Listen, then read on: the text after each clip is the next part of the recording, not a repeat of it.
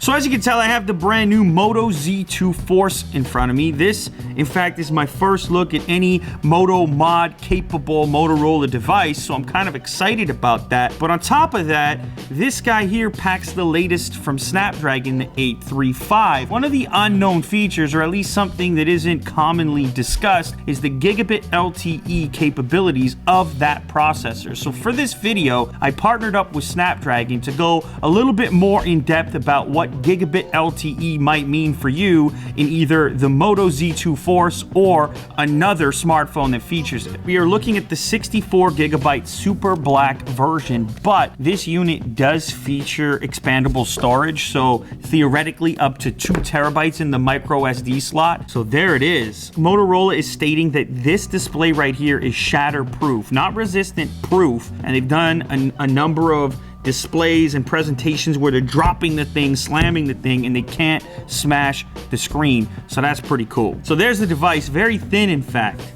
Jack can pick that up for you there. Fingerprint sensor on the front, as you could tell. USB Type-C with quick charge also. Over on the side here, we have volume up, down, and a power switch. Now this is something that also goes overlooked. This textured power switch is something that I appreciate. When you reach down in your pocket, you can immediately differentiate between the power and lock switch and the volume rockers. You don't even need to look at the device. You could just tell by touch. I'm a big fan of that. The SIM card tray is up on the top here. There's a dual lens system capable of a monochrome mode or a portrait mode, so you can blur the background and get the effect of a large aperture from traditional photography or an interchangeable lens system. Now this is the fancy part right here. It's these pins, this connector at the bottom that allows you to just slap Moto Mods onto the back. So whether that's the battery expansion or the 360 camera that I mentioned earlier, as far as I know, they're one of the only manufacturers with a system like it. USB-C to traditional USB.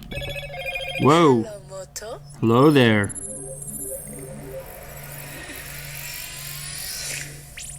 It's super light, especially for something that's mostly metallic. I think part of that has to do with the fact that the display, this shatterproof display, is actually made out of a special plastic rather than glass. You have the 1440p display. I believe this is their first device with a dual lens system built in. The thing that still sets this apart from the other phones that are on the market is the expansion through Moto Mods. It's that childhood dream of the modular smartphone. There's everything from camera attachments to projectors, and I've even got a couple of them over here. It's a battery expansion. It just clips on right like this.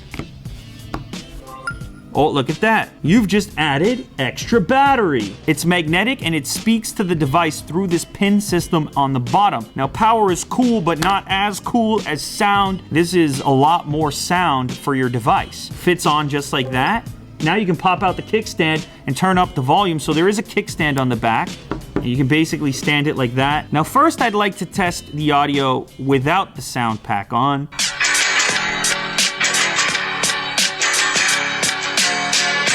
I didn't even realize this. The speaker for this device is up where the earpiece is. Same song. Let's slap this guy on and see what happens.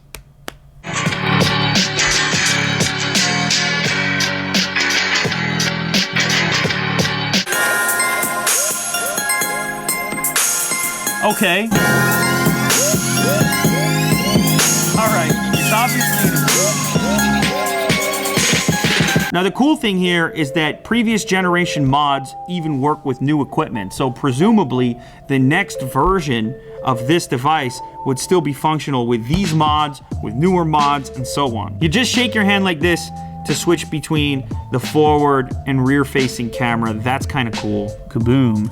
And now one of the things with this dual lens system is it features a monochrome sensor. So if I flip over to black and white, it's gonna give me a more true black and white look with more contrast. It's a much cleaner looking black and white as well. Is that slick or what? That's artistic.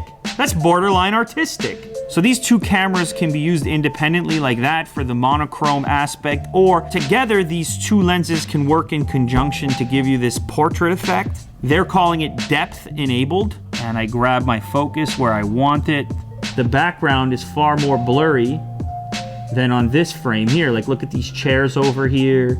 and the background all the way down to there is still in focus. If I flip over to the portrait style, you can see how much softer the elements in the back are. And of course, it wouldn't be a phone unboxing video without a wonderful selfie of yours truly. Here we go, 3, 2, 1. So there you go, that's my moment right there. Do do do do do do. Yeah.